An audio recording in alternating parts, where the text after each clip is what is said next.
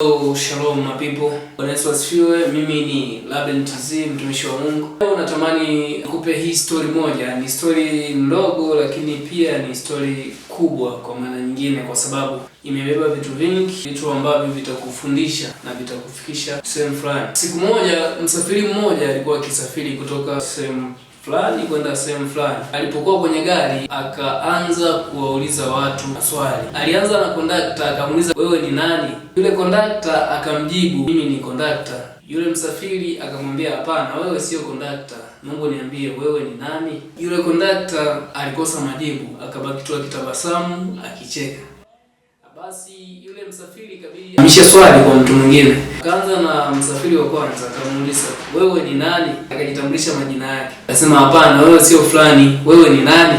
Akasema mimi ni msafiri kama wengine, ni abiria kama abiria wengine. Akasema hapana, wewe sio abiria kama abiria wengine, wewe sio msafiri, wewe ni nani? Naye akakosa majibu, akacheka. Ikaja kwa msafiri wa pili. Msafiri wa pili naye akaulizwa wewe ni nani? Akajitambulisha jina lake kama yule msafiri wa kwanza. Aliyekuwa akiuliza akamwambia hapana, wewe sio huyo, wewe ni nani? Naomba niambie wewe ni nani? Alikosa majibu.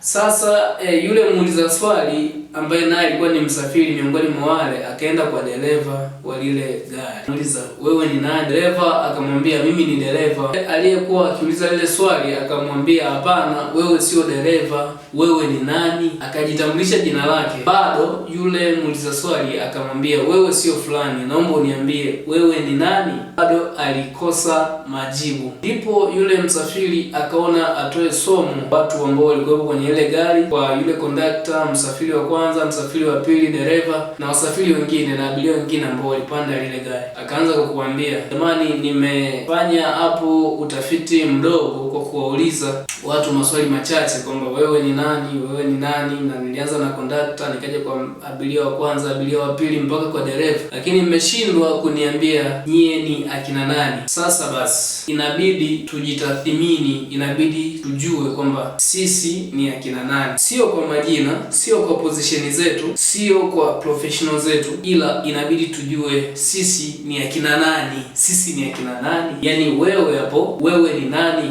Wewe ndani umebeba nini ambacho kinakutambulisha? Pindi mtu azaliwapo anapewa kitu chake yeye mwenyewe, na hicho kitu kama deni ambalo inabidi mwisho wa siku ulilipe, utadaiwa mwisho wa siku. Hivyo basi inabidi ujue wewe ni nani. Asante sana. Mimi ni Laben TZ, mtumishi wa Mungu.